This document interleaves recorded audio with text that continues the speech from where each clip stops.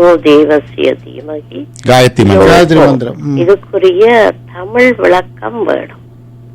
தமிழ் விளக்கம். மற்றது இந்த இறைவன்மாருக்கு ஏன் இரண்டு மனைவிமார்கள் என்பதையும் விளக்க வேண்டும். இன்றைய காயத்ரி மந்திரனுடைய விளக்கம் உண்மையிலே இது அறிவு தற்சவிதுர்வரேண்யம் பர்கோ தேவஸ்ய தீமகி தியோன பிரசோதயா. இது மாதிரி வேறு வேறு காயத்ரிகள் இருக்கின்றன. தன்னோ துர்கி பிரசோதஜாத், தன்னோ ருத்ர பிரசோதஜாத், தன்னோ ஸ்கந்த பிரசோதஜாத் என்று அந்தந்த தெய்வங்களை. இது கருத்து என்னுடைய புத்தியை தீட்டு ஷார்பின் our intellect. ஏனென்றால் இந்த புத்தியை தீட்டாவிட்டால் என்ன நடக்கும் என்றால் ஆன்மீகத்திலே நாங்கள் ஒன்றில் ஃபெனாட்டிக்ஸ் என்று சொல்லுவோம், கடுமைவாதிகளாக விடுவோம், அல்லது வெறுமனே இந்த ரிச்சுவல்ஸ் கிரியைகளை பிடித்துக் கொண்டு விடுவோம், அல்லது சில வேளைகளிலே அன்பு அருள் ஆகியவற்றை மறந்து விடுவோம். ஆகவே இந்த புத்தியை தீட்டி முன்னுக்கு கொண்டு போக வேண்டும் என்பது இந்த காயத்ரி மந்திரத்தினுடைய கருத்து. ஆனால் நாங்கள் விபூதி பூசும் பொழுது எங்களுடைய 3 விரல்களினாலே விபூதியை தொட்டு அதற்றை சிவ சிவ சிவ என்ற நாமத்துடன் அந்த மந்திரத்துடன் வலுவேற்றி பூசுகின்றோம். இதனுடைய கருத்து எங்களுடைய இச்சாசக்தி, ஞானாசக்தி, கிரியாசக்தி ஆகிய 3 சக்திகளையும் தூண்டு என்பதாகும். எங்கள் எல்லாருக்கும் இந்த சக்திகள் இருக்கின்றன. இச்சாசக்தி மோட்டிவேஷன், டிசையர் அண்ட் மோட்டிவேஷன். ஒரு காரியம் செய்வது என்று சொன்னால் அதில் ஒரு ஆர்வம் வேண்டும், ஒரு மோட்டிவேஷன் வேண்டும். அதுதான் இச்சாசக்தி. கிரியாசக்தி என்பது அது சும்மா மோட்டிவேஷன் டிசையர் மட்டும் இருந்தால் பத்தாது, அதை செய்ய வேண்டும், அக்கறையாக எடுத்து செய்ய வேண்டும். உதாரணமாக எக்ஸசைஸ் செய்ய வேண்டும் என்று, எத்தகாபியாசம் செய்ய வேண்டும் என்று எல்லாருக்கும் தெரியும், அதுக்கு ஆசையும் இருக்கும். ஆனா செய்வதற்குரிய ஆக்ஷன் எடுக்க வேண்டும். இது வைத்தியர்களுக்கு பொருந்தும். நம்ம போன்ற வைத்தியர்களுக்கு நாங்கள் சொல்லுவோம், அதை செய்ய வேண்டும். அது கிரியாசக்தி, அதை தூண்ட வேண்டும். அடுத்த ஞானாசக்தி என்பதற்குரிய அறிவு, அந்த எக்ஸசைஸ் ஏன் செய்ய வேண்டும் என்ற அறிவு இருக்கின்றதல்ல. இந்த 3ஐயும் துலங்க பண்ண வேண்டும். இறைக்கும் இந்த 3 இருக்கின்றது, இச்சாசக்தி, கிரியாசக்தி, ஞானாசக்தி. இந்த சக்தி வழிபாட்டை பற்றி சொல்லுகிறோம். ஒரே சக்தியே இப்படி 3 விதமாக அங்கே இருக்கின்றது. நாங்கள் இங்கே சக்தியை நவராத்திரியிலே கல்விக்கு, செல்வத்துக்கு, வீரத்துக்கு என்று 3 விதமாக பார்க்கின்றோம். அதே மாதிரியாக மோட்டிவேஷன் இச்சாசக்தி, ஆக்ஷன் கிரியாசக்தி, நாலேஜ் ஞானாசக்தி என்று 3 சக்திகள், இந்த 3 விதமான உரையிலே பூரணமாக குறைவின்றி இருக்கின்றன. ஆனால் உயிர்களிலேயும் அவை இருக்கின்றன. ஆனால் உங்களுடைய ஆணவ நல மறைப்பினாலே, இந்த டார்க்னஸ் ஆஃப் இக்னோரன்ஸ் என்ற கிரிப் இருக்கிறதுனால அது அவ்வளவு துலங்காமல் மழுங்கி மங்கி மறைந்து கிடக்கின்றது.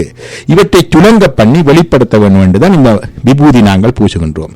இந்த விபூதி பூசுகின்ற பொழுது இந்த ஷார்பின் இன்டெலெக்ட் என்ற ஞானாசக்தி மட்டுமல்ல, நாங்கள் அத்தோடு சேர்த்து இச்சாசக்தி ஆகிய மோட்டிவேஷன், கிரியாசக்தி ஆகிய எங்களுடைய ஆக்ஷன், இந்த 3க்கும் சேர்த்து சொல்லுகின்றோம். ஆனபடியினாலே இந்த காயத்ரி சொல்லுகின்ற பொழுது நாங்கள் எங்களுடைய ஷார்ப் இன்டெலெக்ட் கேட்கின்றோம்.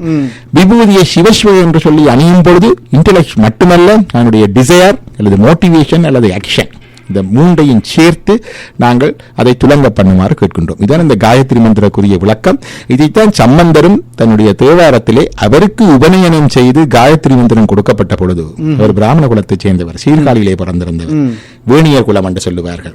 அவருடைய குலத்திலே இருந்த முன்னோர் ஒருவருடைய பாடல் புறநானூற்று பாடல்லையே இருக்கின்றது. அவரை புகழ்ந்து வேணியர் குலத்தொருவரை இன்னொரு புலவர் பாடின பாடல் இருக்கின்றது.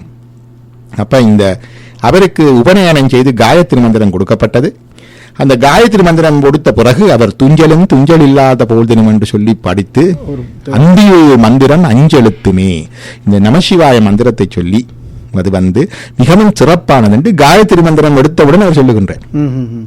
அதான் சொல்றாரு, சிவாய நம என்று நீரணிய பெற்றேன் என்று சொல்லுவார்கள். அப்படி இந்த காயத்ரி மந்திரம் சொல்லுவது சிறப்பு, சிவநாமம் சிவமந்திரம் சொல்லி விபூதி அணிவது மேலும் சிறப்புக்குரியது. காயத்ரி மந்திரம் சொல்லுகின்ற பொழுது பொதுவாக சொல்லுவார்கள், இன்னொருவரிடம் உபதேசமாக பெற்று அதை சொல்ல வேண்டும்.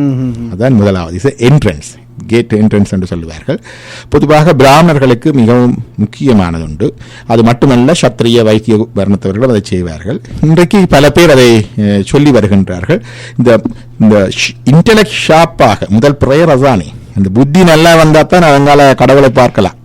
அந்த புத்தியை ஷார்ப் பண்ணுவதற்காக இந்த காயத்ரி மந்திரம் பிரிவசப்படுகின்றது. இப்போ டாக்டர் அநேகமா இந்த சில வீடுகளிலே இந்த மந்திரத்தை ஏற்கனவே ஒலிப்பதிவு நாடாக்களிலே பிரபலமான பாடகர்கள் எல்லாம் பாடியிருக்கிறார்கள்.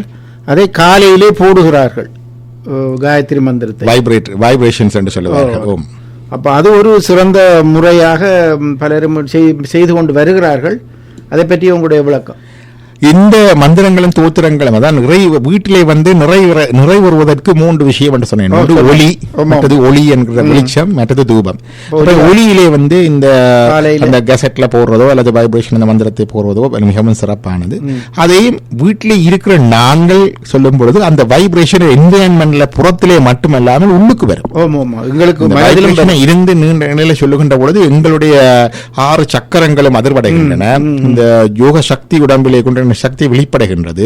இறை எங்களை உடம்பிலே குடிகொள்கின்றது. அப்ப நீங்கள் ஒளிப்பிழையிலே வைத்து வைப்ரேஷன்ல போடுகின்ற இறை இல்லத்திலே வருகின்றது. நாங்கள் அதை நாமமாக நாங்களே சொல்லி எங்கள் உடம்பிலே அது இந்த வைப்ரேஷன் வருகின்ற பொழுது இறை எங்கள் உடம்பிலேயே வருகின்றது. கூடிய எங்களுக்கும் ஒரு தேக ஆரோக்கியம், எங்களுடைய அந்த ஆன்ம ஈடேற்றத்துக்கு வழிவகுகின்ற ஒரு முறையாகவும் இது அமையும். அதனால நாங்கள் இதை கற்கொள்வது மிகவும் முக்கியம். காயத்ரி மந்திரத்தை நீங்கள் தாராளமாக சொல்லி வரலாம். இன்னொரு குரு மூலமாக பெற்று சொல்லி வருவது அதற்கு எம்பவரிங் என்று சொல்லுவார்கள். அதுக்கு மீண்ட சக்தியை கொடுக்கும். அதோடு எல்லா சம்பிரதாயத்திலும் காயத்ரி மந்திரம் முதலாவது எடுத்த பிறகு சிறப்பாக இந்த சிவ மந்திரம், சிவமூல மந்திரம் அல்லது சக்தி மந்திரம், உங்களுடைய இஷ்டதேவதை மந்திரங்களுடைய தீட்சை மூலமாக அல்லது மூலமாக பெற்று சொல்லி வர வேண்டும். இதுக்கெல்லாம் பெரிய கட்டுப்பாடுகள் எல்லாம் தேவை என்று அல்ல, மிகவும் இலகுவானது. பலர் நினைத்துக் கொண்டார்கள் எல்லாம் மச்சமாமிசம் எல்லாம் விட்ட பிறகுதான் இதெல்லாம் சொல்லலாம் என்று ஆர்வனாவலர் தன்னுடைய நித்திய கரும விதியிலே சொல்லி இருக்கின்றார். முதன்முறையாக மச்சமாமிசம் விளக்குவது நல்லதென்று சொல்லி இருக்கின்றார். ஒரு கான்ஃபிளிக்ட் ஃப்ரீ லைஃப், இன்னொரு உயிரை இன்னொரு வயலேட் பண்ணப்படாது என்ற ஆத்ம தத்துவம் அது தானாக வரும் அந்த படிநிலையிலே.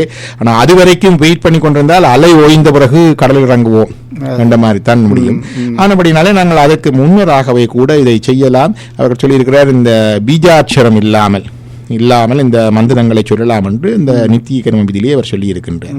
ஆனபடினால இதற்கு நாங்கள் தாமதிக்க தேவையில்லை.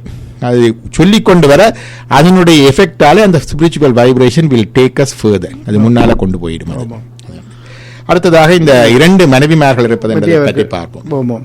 அதான் நான் சொன்ன மாதிரி இந்த சக்தி என்பது, அப்ப இந்த பாதி என்று சொன்னால் பாதி குறைவிட வென்றது. அப்ப நாங்கள் சிவன் பாதி சக்தி பாதி என்று சொன்னால் சிவனிலே பாதி குறைந்திருக்கின்றது, சக்தியிலே பாதி குறைந்திருக்கின்றது அர்த்தமாகிவிடும். அப்படி என்றல்ல.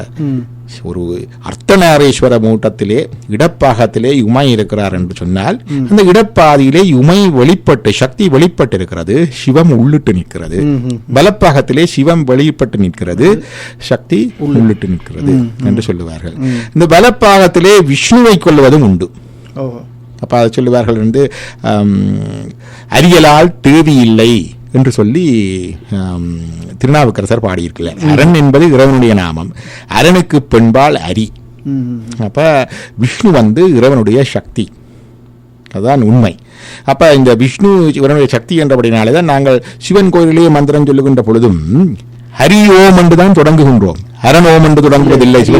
ஹரி ஓம் என்று தான் என்றால் அப்ப என்ன சிவன் கோயிலே என்னென்று விஷ்ணு மந்திரத்தை சொல்லி தொடங்குகிறார்கள் என்று பார்த்தால் அது ஹரி என்பது இறைவனுடைய சக்தி. அதை அழகாக சொல்லுவார்கள், இறைவனுக்கு சக்தி 4 வகை என்று சொல்லுவார்கள். இந்த சக்தி இறைவன் என்று வருகின்ற பொழுது இறைவனிடமிருந்து சக்தி வந்தால் சக்தி குறைந்து விட்டது என்று அல்ல சொல்லுவார்கள். இந்த மந்திரத்தில் சொல்லுவார்கள், பூர்ணம் இத பூர்ணாத் பூர்ணமுதற்றது. அதுவும் பூர்ணமாய்த்தான் இருக்கின்றது, சிவமும் பூர்ணமாய்த்தான் இருக்கிறது, சக்தியும் பூர்ணமாயிட்டு இருக்கின்றது. பூர்ணாத் பூர்ணமுதற்றது. அந்த சிவம் என்கிற பூர்ணத்திலிருந்து இந்த சக்தி என்கிற பூர்ணம் வந்தது, சக்தி என்கிற பூர்ணத்திலிருந்து சிவம் என்கிற பூர்ணம் வந்தது. பூர்ணஸ்ய பூர்ணமாதாய பூர்ணமேவா வசிஷ்யதே. இந்த பூர்ணத்திலிருந்து அந்த பூர்ணம் வந்தாலும் பிறகும் அது பூர்ணமாக இருக்கின்றது. இது இந்த அப்பம் பங்கிட்ட கதை மாதிரி இல்லை, இங்கால கிள்ளி எடுத்தோன்னே அந்த கால குறைஞ்சிடும் என்ற பகுதி இல்லை.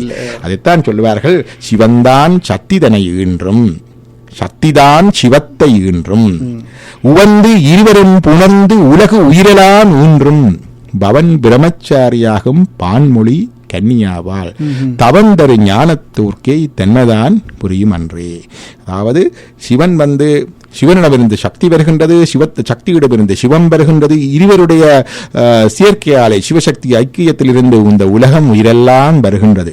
எல்லாம் வந்தாலும் கூட அவர்களுக்கு ஒரு தாக்கமும் இல்லை. சிவன் என்னும் பிரம்மச்சாரியாகத்தான் இருக்கின்றான், சக்தி என்னும் கன்னியாகத்தான் இருக்கின்றான். இந்த உண்மை தவத்தோடு கூடிய ஞானிகளுக்குத்தான் புரியும் என்று சிவஞான சித்தியாரிலே சொல்லி இருக்கின்றது. இறைவனுக்கு ஒன்றே சக்தி என்று சொன்னோம். ஏகைவ சக்தி பரமேஸ்வரஸ்ய. இது காளிதாசர் சொல்லுகின்றார் குமார சம்பவத்திலே. சிவனுக்கு பரமேஸ்வரனுக்கு ஒரே ஒரு சக்தி தான் இருக்கின்றது. பிரஜோஜனார்த்தாய சதுர்விபூதாத். இந்த பிரஜைகளுடைய நன்மைக்காக 4 விதமாக அந்த சக்திகள் உருப்படுகின்றன. போகே பவானி, உலகத்துக்கு இன்பத்தை தருவதற்காக பவானியாக இருக்கின்றாள். புருஷேஷு விஷ்ணு, புருஷன் என்ற ஆண், ஆண் சக்தியாக இருப்பது விஷ்ணு. அதான் நான் சொல்லுவோம், சிவனும் விஷ்ணுவும் சேர்ந்து ஐயப்பர் வந்ததாக வரலாறு இருக்கிறது. அந்த சக்தி வெளிப்பாடு சக்தி. குரோதேஷ காளி, குரோதம் கோபம் கொள்ளும் பொழுது காளியாக இருக்கின்றாள்.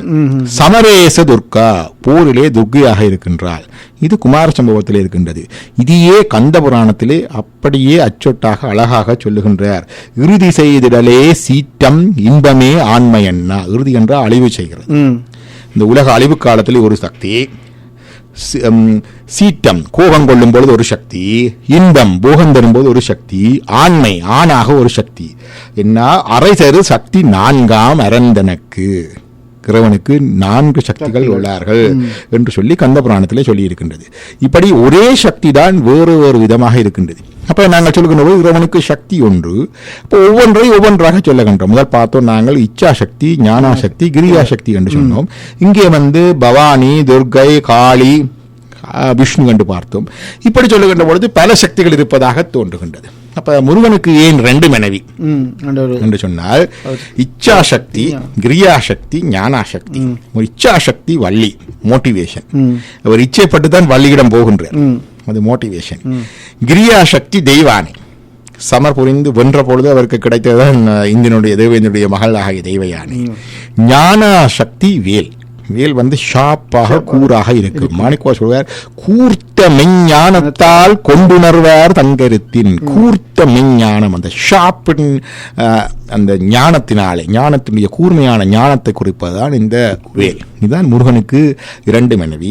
3 மனைவி இருப்பதும் பிள்ளையாருக்கு 3 மனைவி, இச்சா சக்தி, கிரியா சக்தி, ஞானா சக்தி. இப்படி எண்ணற்ற ஒரே சக்தியைத்தான் எண்ணற்ற வடிவங்களாக சொல்லுகின்றார்கள். சிவஞான சித்தியார்களே சொல்லுவார்கள், இறைவனை ஒரே இறைதான். அந்த இறை 9 விதமாக வரும் என்று சொல்லுவார்கள். சிவமாக ஒன்று, சக்தி சக்தியாக ஒன்று, நாதம் நாத தத்துவமாக வருவது முறை, பிந்து ஸ்ரீசக்கர வழிபாட்டில் இருப்பவர்களுக்கு தெரியும். பிந்து நாதம் எல்லாம் அந்த சக்கரத்தில் இருக்கின்றது. அந்த பிந்து சதாசிவனாக வருகின்றவன், திகழின் ஈசன் ஈஸ்வரனாக வருகின்றவன், உவந்தருள் உருத்ரனாக வருகின்றவன், மால் திருமாலாக வருகின்றவன், அயன் பிரம்மாவாக வருகின்றவன், ஒன்றினொன்றாய் பவந்தரும் அருவன் 4. இங்க உருவம் இல்லாம இருக்கிற அருவன் 4. சிவம் சக்தி நாதம் பிந்து 4க்கும் உருவம் இல்லை, அது அருவன் 4. இங்கே உருவன் 4, ஈஸ்வரன், மால், அயன், உருத்ரன் 4 பேருக்கு உருவம் ஒன்று, உபயம் ஒன்று. அருவுருவ திருவேணியாக சதாசிவமூர்த்தியாக இருக்கின்றார் லிங்க திருமேனி. இந்த அருவம் உருவம் ஒன்று. நவந்தரு பேதமாக ஏகநாதனே நடிப்பன் என்பர். ஒரே ஆள்தான் ஏகநாதனே, ஒரே கடவுள் தான். இப்படி 9 விதமாக வெளிப்படுகிறார் சைவத்துக்கு. இது சிவஞான சித்தியார். இறைவன் 9 விதமாக வெளிப்படைக்குள்ள சக்தியும் அதே மாதிரி வருவார். எப்படி வருவா?